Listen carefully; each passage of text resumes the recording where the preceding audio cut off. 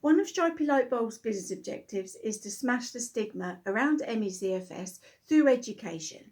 Unfortunately, as we are gaining ground and educating more people in healthcare, education and business, all it takes is for false information to be published online, in printed materials, or to be broadcast on TV. In the past week, there have been multiple instances of false information. That includes a broadcast on BBC Breakfast and an opinion piece in the British Medical Journal. That article has been shared repeatedly online, so more people have read that false information. Let me make it clear. Any false information adds stigma to ME/CFS patients. I'm going to give you a scenario. So the patient is feeling incredibly unwell. They've done their own research. They've checked out biomedical research. They know all about post-exertion malaise. They know if they overdo it, they may well risk becoming house or bedbound. That's how post-exertion malaise works. And yet, anytime they are referred to a CFS clinic or they go and see their GP, they will be told that they are lazy, that they are deconditioned, and that all they need to do is increase their activity to get back to normal. Let me make it clear, ME/CFS is a neurological disease. Would they give the same advice to people with other neurological disease, such as Alzheimer's or epilepsy? No, they wouldn't. Exercise does work for an awful lot of illnesses, but it doesn't work for every single one. If you do our training, you will see that.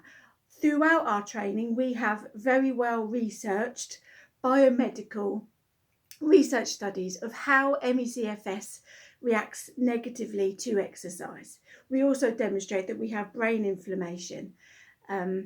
It's a real physical disease.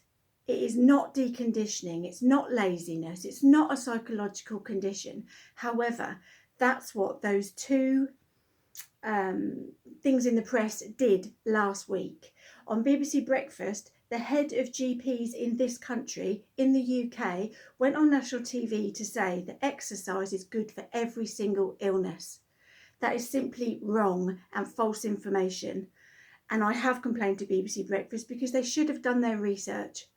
I've also complained to the Royal College of GPs because they are well aware that the NICE guidance in the UK clearly states in the first draft, clearly stated in November, that exercise should not be recommended for ME/CFS as it harms patients. Oddly, the lady that was saying that on BBC Breakfast should know that because her husband was one of the leading scientists in the PACE trial. The PACE trial has been now used in universities around the world to say that this is how you do bad research. That research study said that exercise is good for ME/CFS patients. That's what the NICE guidance review was doing. It was looking into the PACE trial to see whether actually are patients right? Is exercise harming them? And they decided there is so much evidence that exercise harms ME/CFS patients, they advised against listening to the PACE trial results.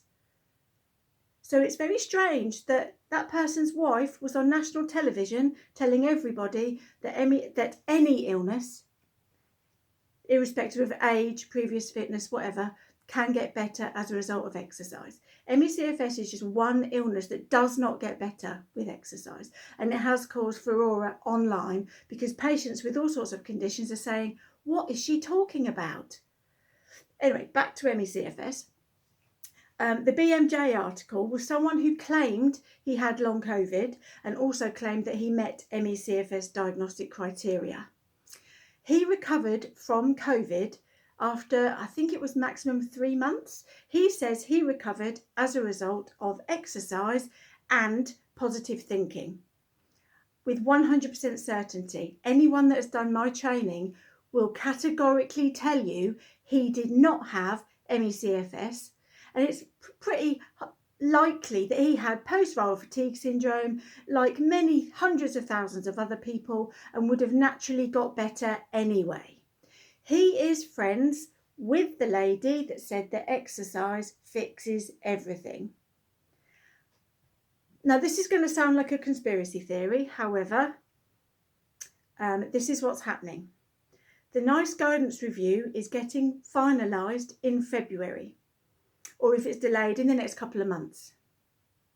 When the NICE guidance review is finalised, it will finally mean that psychological interventions and exercise should not be recommended for ME/CFS. There are hundreds of psychotherapists and psychiatrists who have made a living off of ME/CFS and telling people that ME/CFS is psychological. That is why there is so much false information in the run-up to the finalisation of these guidelines, because they're hoping to change NICE's minds. Every time there is a breakthrough with policy or guidance, there is a raft of misinformation online. And anyone that's listened to my podcast, and I will attach it to this post, will know that the UK media is controlled by psychologists. So they push one narrative. They don't mention that there is now biomedical evidence of disease in brains, blood and guts of ME/CFS patients. They don't mention that. The brain is a very powerful thing, but it can't trigger brain inflammation and heat, and it also can't change the shape of blood cells, which is the case with ME/CFS. So I would ask anyone, please do our training, because at the moment this false information is being put out there, and because there's very little knowledge on our disease in the wider domain, it's taken as fact. Get educated, help us to fight this narrative that ME/CFS is psychological. As I said, there is lots of biomedical evidence contained within our training. Don't just take my word for it. Scientists have now said that ME/CFS is a neurological disease, and the World Health Organization has categorised ME as a neurological disease since 1969. And yet we are still having this debate. Anyway, please do sign up for Stripy Lightbulbs training. It's currently heavily discounted due to the pandemic, because our priority is now to get the most amount of people educated as we can and put profits and surplus to one side. We just need as many people to do our training as possible. Thank you very much for listening to this. Sorry it went on for a while, but it's an important message for anyone to listen to. Thank you very much. Sign up via stripylightbulb.com. Thank you.